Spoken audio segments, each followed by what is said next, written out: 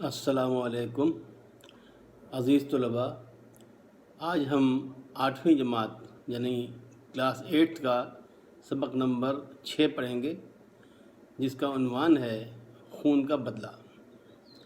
یہ ایک لوک داستان ہے، تو اس کو پڑھنے کے بعد ایک تو آپ کو علاقائی تہذیب و تمدن اور روایات اس کے بارے میں پتہ چلے گا، اور اس کے علاوہ آپ کو جو اس میں خاص کر اسلامی اقدار ہیں ان کے بارے میں بھی ذکر آئے گا۔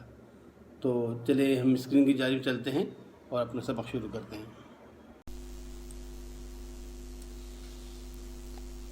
تو جناب، جیسے کہ میں نے آپ کو عرض کیا کہ ہم اب اسکرین پہ آ چکے ہیں۔ یہ آپ کا 8ویں کلاس کا سبق نمبر 6 ہے، اس کا نام ہے خون کا بدلہ۔ یہ ایک مشہور لوک کہانی ہے، لوک داستان ہے، تو جو اپنے علاقے اور خطے کے معاشرتی اور مذہبی روایات پر کی عکاس ہے، لیکن اس میں وہ جو قبائلی مہمان نوازی اور ایثار کا جو جذبہ ہے اس کے بارے میں بھی اس میں بہت اچھی طرح اس کی وضاحت کی گئی ہے، اور یہ بھی بتایا گیا ہے کہ انتقام لینے کے بجائے معاف کر دینا اس کی کتنی اہمیت ہے۔ چلیں شروع کرتے ہیں۔ مراد خان خون میں لت پت ایک چرپائی پر پڑا تھا۔ گاؤں کے لوگ اس کے حجرے میں جمع تھے۔ اس کی بیوی اور نوجوان بیٹی مارے غم کے نڈھال ہوئی جا رہی تھی۔ مراد خان کی حالت لہجہ بلہجہ خراب ہوتی جا رہی تھی۔ زیادہ خون بہہ جانے کی وجہ سے اس کی رنگت زرد ہو گئی تھی۔ وہ کچھ کہنا چاہتا تھا لیکن نقاہت کی وجہ سے نہیں کہہ سکتا تھا۔ آخر اس نے بڑی مشکل سے ہاتھ اٹھایا۔ سب لوگ خاموش ہو گئے۔ اس کی بیوی اور بیٹی نے بھی ضبط سے کام لیا۔ سب کی توجہ مراد خان کی طرف تھی۔ کمزوری اس قدر زیادہ تھی کہ مراد خان کے لیے بولنا مشکل ہو رہا تھا۔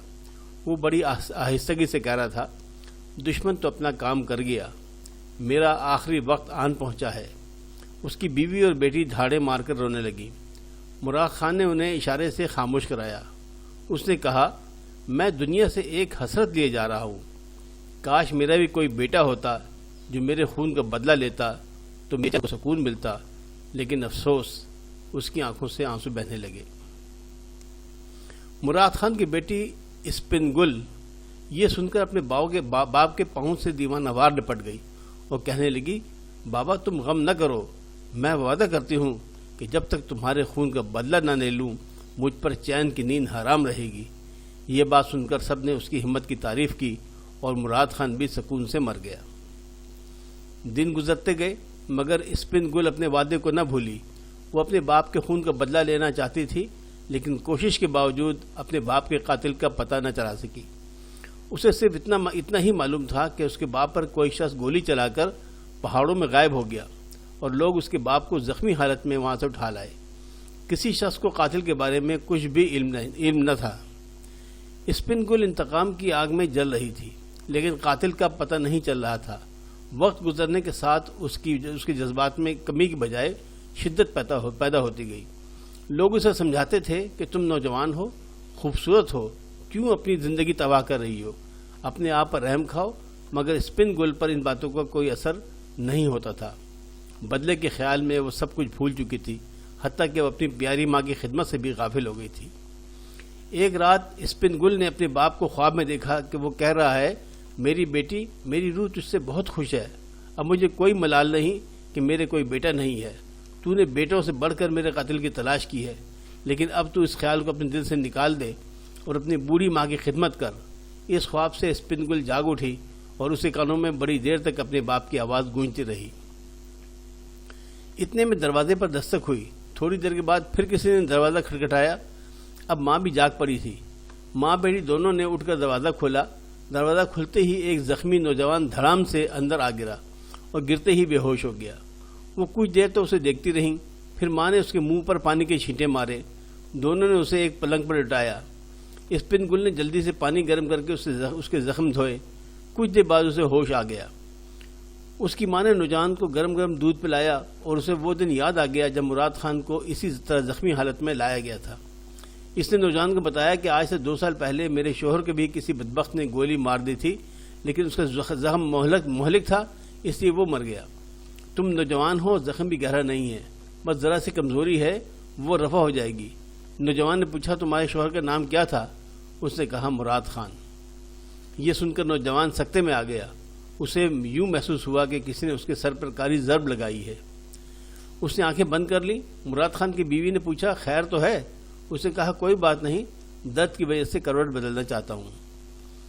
ماں بیٹی نے اس نوجوان کی بڑی خدمت کی۔ جب بھی اسپن گل اس کے لیے کھانے لے کر آتی تو نوجوان کی آنکھوں سے آنسو جاری ہو جاتے۔ اسے کچھ ندامت سی محسوس ہوتی تھی۔ وہ بار بار کہتا تھا میں تمہارے اس احسان کو کبھی نہیں بھلا سکتا۔ اس کی ماں کہتی ہم نے تم پر کوئی احسان نہیں کیا، ہم نے تو اپنا فرض پورا کیا ہے۔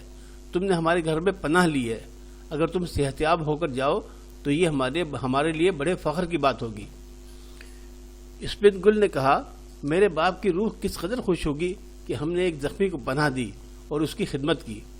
یہ بات سن کر نوجوان چلا اٹھا، اسپن گل اپنے باپ کی بندوق لے آؤ اور مجھے قتل کر دو، اپنے باپ کے خون کا بدلہ مجھ سے لے لو۔ میں ہی وہ بدبخت ہوں جس نے کسی کے اشارے پر مراد خان کو قتل کیا تھا۔ مجھے خبر نہیں تھی کہ تقدیر مجھے مراد خان کے گھر پناہ لینے پر مجبور کر دے گی۔ مجھے قتل کر دو، میں زندہ رہنے کے قابل نہیں ہوں۔ اسپن گل کے سینے میں انتقام کی آگ بھڑک اٹھی اور وہ ایک بپھرے ہوئے شیر کی طرح دوڑتی ہوئی کمرے سے اپنے باپ کی بندوق لے آئی۔ آج تو وہ دن آیا تھا جس کی آرزو میں وہ زندہ تھی۔ آج کے دن تو اسے مرے ہوئے باپ سے کیا ہوا وعدہ پورا کرنا تھا۔ اسپن گل نے بندوق کی ناری نوجوان کی طرف کی تو اس کی ماں نے ڈانٹ کر کہا لڑکی تیرے حواس تو ٹھکانے ہے، یہ نوجوان اگرچہ ہمارا دشمن ہے لیکن اس نے ہمارے گھر میں پناہ لی ہے۔ اگر ہمارے گھر میں اسے کچھ ہو گیا تو ہم کسی کو منہ دکھانے کے قابل نہیں رہیں گے۔ بیٹی تو اچھی طرح جانتی ہے کہ ہمارا دستور ہے کہ اگر دشمن بھی ہمارے گھر پناہ لے لے تو اس کی جان کی حفاظت کرنا ہمارا فرض بن جاتا ہے۔ یہ تو ہم کبھی سوچ بھی نہیں سکتے کہ گھر آئے مہمان کو قتل کر دیں۔ اسپن گل خدا کے لیے بندوق پھینک دو۔ ماں نے یہ باتیں کچھ اس انداز سے کہیں کہ اسپن گل پر ان باتوں کا بڑا اثر ہوا۔ اس نے بندوق پھینک دی اور نوجوان سے کہا کاش اس گھر کی چاردیواری سے باہر مجھے پتہ چل جاتا کہ تو میرے باپ کا قاتل ہے تو میرے ہاتھ سے بچ کر نہ جاتا۔ تو ہمارے گھر میں مہمان بن کر آیا ہے، اس لیے تجھے معاف کرتی ہوں۔ یہ پشتو کی ایک لوک کہانی ہے۔ تو اب ہم چلتے ہیں اس کی مشق کی جانب، تاکہ مشق میں جو سوالات پوچھے گئے ان کے بھی آپ کو جوابات بتا دوں۔ سوال نمبر 1 ہے سبق خون کا بدلہ کے مطابق درج ذیل سوالات کے مختصر جواب لکھیں۔ الف مراد خان کو کس نے قتل کیا؟ اس کا جواب ہے اسی شخص نے جو زخمی ہو کر مراد خان کے گھر آیا تھا۔ ب مرتے وقت مراد خان کے دل میں کیا حسرت تھی؟ تو اس کا جواب ہے کہ کاش اس کا کوئی بیٹا ہوتا جو اس کے خون کا بدلہ لیتا۔ جیم اسپن گل نے مرتے وقت اپنے والد سے کیا وعدہ کیا تھا؟ اس کا جواب ہے کہ اس نے وعدہ کیا تھا کہ وہ اپنے باپ کے خون کا بدلہ ضرور لے گی۔ دال ماں بیٹی نے نوجوان کو ہوش میں لانے کے لیے کیا کیا؟ اس کے منہ پر پانی کے چھینٹے مارے۔ اسپن گل جب اپنے والد کے قاتل کو مارنے لگی تو ماں نے کیا کہا؟ ماں نے کہا کہ اگر کوئی دشمن بھی گھر آ جائے تو بدلہ نہیں لیتے۔ سبق خون کا بدلہ کے مطابق درست جواب کی نشاندہی ٹک کے نشان سے کریں۔ الف مراد خان خون میں لت پت پڑا تھا کہاں؟ نمبر 1 فرش پر، نمبر 2 چارپائی پر، نمبر 3 کرسی پر، نمبر 4 چٹائی پر۔ تو جو کتاب جو اس میں کہانی کے حساب سے جو صحیح جواب ہے وہ ہے چارپائی پر۔ بے زیادہ خون بہہ جانے سے اس کی رنگت ہو گئی تھی۔ نمبر 1 سرخ، نمبر 2 سفید، نمبر 3 زرد، نمبر 4 نیلی۔ تو کیا ہو گئی تھی؟ زرد ہو گئی تھی۔ تو آپ زرد کو نشان لگا دیجیے۔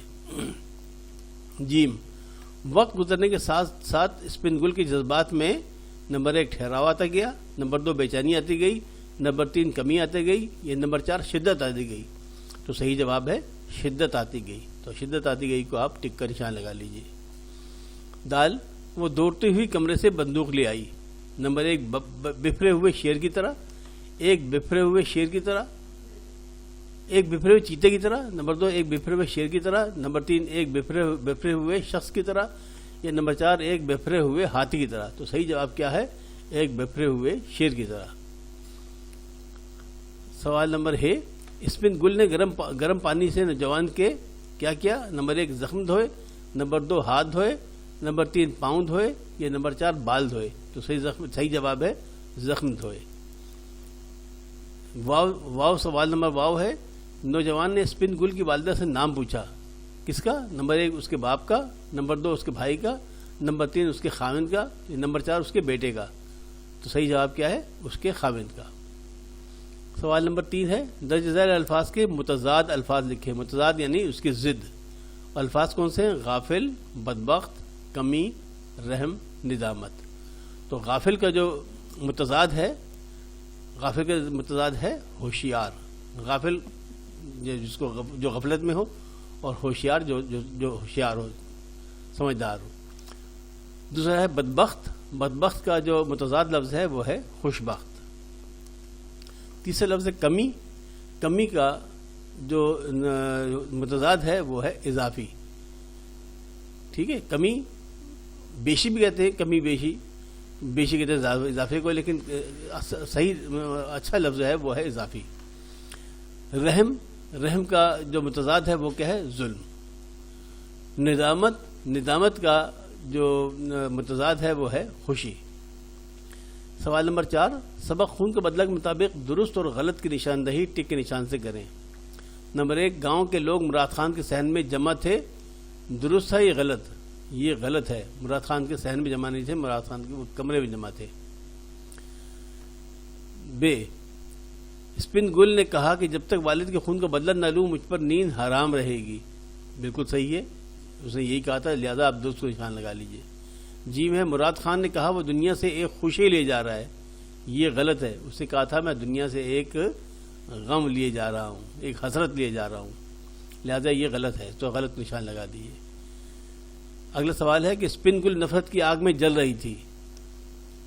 اسپن گل نفرت کی آگ میں جل رہی تھی، یہ غلط ہے. نفرت میں نہیں، وہ انتقام کی آگ میں جل رہی تھی، نفرت کی آگ میں نہیں، لہذا یہ غلط لکھا ہوا ہے. آپ غلط کو نشان لگائیے.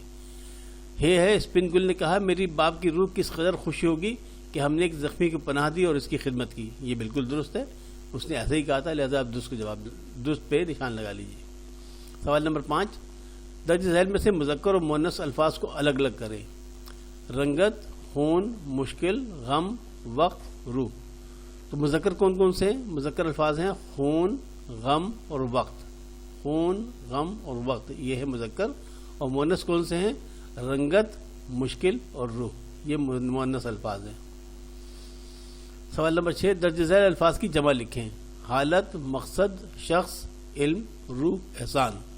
تو حالت کی جمع ہے حالات، مقصد کی جمع ہے مقاصد، شخص کی جمع ہے اشخاص، علم کی جمع ہے علوم، روح کی جمع ہے ارواح، اور احسان کی جمع ہے احسانات.